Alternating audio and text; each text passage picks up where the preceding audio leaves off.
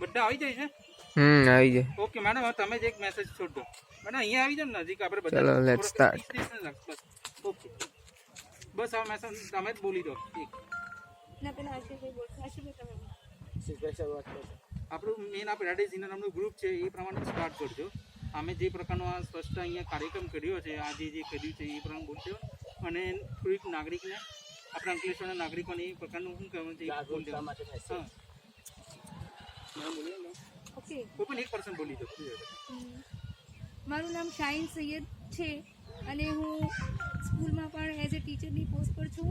અને paradise India અમારું NGO જે છે અને જીવદયા, અમે અહીંયા ભેગા મળીને બધા અહીંયા એટલે એક સ્વચ્છતા અભિયાન જે નરેન્દ્ર મોદી સાહેબનું છે, સ્વચ્છતા જાળવાનું, એ અહીંયા એક પ્રોગ્રામ અમે કાલથી અમે કરીએ છીએ. અને આજે પણ અમે બધા અમારી ટીમ વર્ક આવીને અહીંયા કરીએ. પણ અહીંયા જોયું કે નર્મદા મૈયા એ આપણા માટે એટલે એક ભગવાન સ્વરૂપ એક છે, એટલે નર્મદા નદી ને અહીંયાનું જે માતાજીનું મંદિર છે એ આવીને અમે જોયું. પણ અહીંયા ખાલી ગંદકી જ દેખાઈ અમને.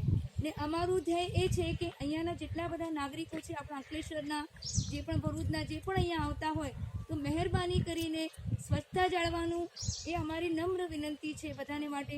કે નર્મદા માતા જે છે અહીંયા આપણા એક આસ્થાનું પ્રતીક છે.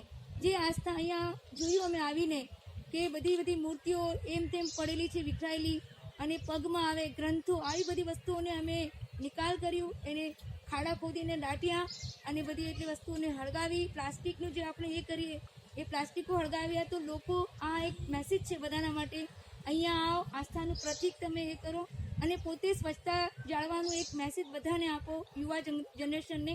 એ મારી નમ્ર વિનંતી છે બધાના અહીંયા અંકલેશ્વરના નાગરિકોને. અને ભરૂચથી જે આવે, બધા બીજી જગ્યાથી આવે અને સહકાર આપે અને નરેન્દ્ર મોદી સાહેબના સ્વચ્છતા અભિયાનમાં બધા જોડાય, એ મારા નમ્ર વિનંતી બધા ભાઈ બહેનોને. એટલે ભારત માતા કી જય.